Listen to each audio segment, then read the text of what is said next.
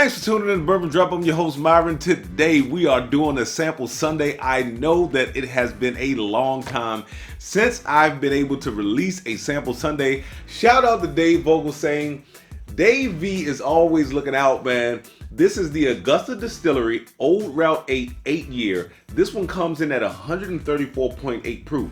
Now, I'm going to be straight up with you. I found these online. They were not cheap. They were not cheap. Dave buys a lot of bottles, so Dave has very, very, very deep pockets. We'll get into the price later on in the video, but I want you guys to go on over to my Patreon. I've only got a few of these glasses left. They've been selling out like hotcakes. I really appreciate you guys buying these glasses. And also, don't forget about the 2 Westward picks that we got. So you can go to Patreon, and the links will be in the description. But like I said, there's been a long time since I got into my sample Sundays, and I said, man, I got to start doing them again. Even though they don't get the greatest amount of views, I still enjoy doing them because I think I am shining the spotlight sometimes on things that, not only samples that I get from individuals like Dave, but things that don't normally get talked about on YouTube. Like, I had never heard of Old Route 8. Now, it seems that they are an NDP, so they are a non-distilling producer. When I saw Augusta, I'm thinking Augusta Distillery, oh, they must be out of Georgia. No, I looked them up online. Turns out there's a town in Kentucky, Augusta, which sits on the Ohio River, and they talk about how that was the place that they used the Ohio River to ship barrels down to be distributed to other places. So, like I said, I'm like, wow, like I've never even heard of these people. And it's an 8-year. So, like I said before, I am assuming, because I don't have the bottle with me, that they are an NDP. They are called Augusta Distillery, but when you go on their website, it says nothing about distilling. It just talks about it being straight Kentucky bourbon and made the Kentucky way and this, that, and the third, which is a cool story. I'm not against that. And you guys know I am not against sourcing. Some of my favorite bourbons have been sourced. All right, let's get into the nose of this thing.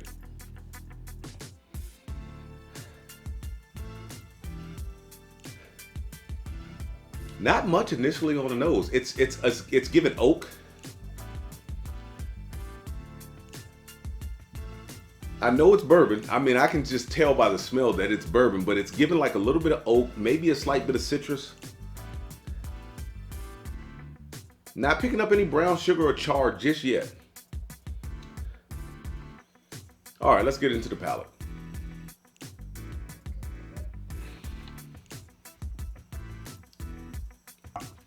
Wow. Oh, wow. 134.8. Woo. Good, though. No young, grainy notes. Very citrus forward. Very drying in the mouth. I don't know if that has a lot to do with the proof, because it's not super aged. Like I said, it's 8 years old, which in today's day and age, I guess you could consider that having some age on it. But this is only 8 years old, super drying, sweet and savory at the same time, very citrus forward. There's like a dark cocoa right at the back of the mid going towards the back, and then you pick up some char. All right, let's get back into it one more time. One more time. I felt like I may have picked up just a touch of cinnamon just for a second. Still heavy citrus. I would say cinnamon clove citrus. So I do get a lot, if they aren't distilling their own stuff, which I don't think they are, I would probably say somewhere between Beam and Heaven Hill, because I get citrus and clove in Beam and Heaven Hill. This is not coming off to me like those Swedish Fish or Red Hots that I pick up in the Wild Turkey products, but it could just be a smaller distillery somewhere in Kentucky too. All right, back into the palate.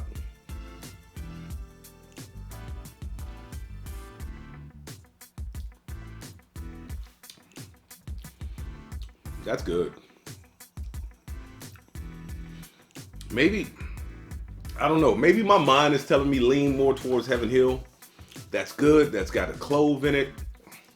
Like I said, that cocoa, citrus heavy, sweet and savory, and that char across the back. Yeah, this is really good. If it was not so drying, it would be even better. I don't mind the fact that it's drying because I do like oaky products, double oaks. You see I've got on the table Tumbling Dice double oak.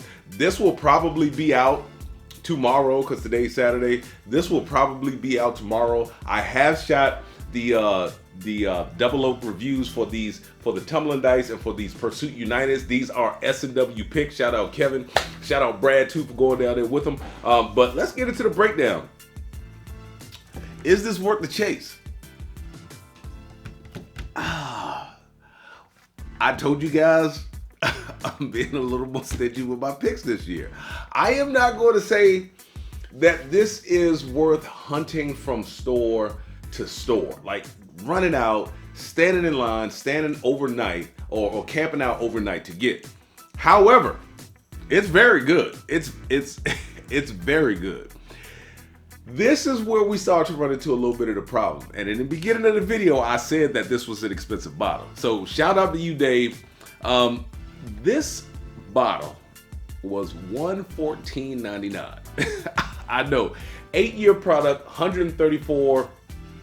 I know what you're thinking. Oh, I can get Elijah Craig store pick. I can get an Elijah Craig barrel proof release. I could go and get JDSBBP. That's a lot. Try saying that, especially after you had 134.8 proof. But it's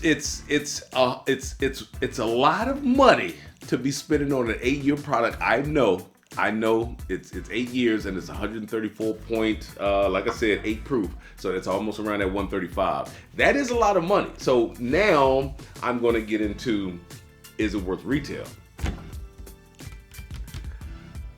Sadly, no. Sadly, no. It is not mind-blowing. It is great. Do not get me wrong. It is not mind-blowing. It's not like, oh my God, what is that? Like, I've never had that before. Like I said, you start to think about things like an 8-year Elijah Craig. Some of those I've seen lately have been in that 122, 126 range. The highest proof one that I picked up lately was I think that was the 11-year that I got. That was 130 something proof. So, you are creeping in proof territory that you normally don't come across.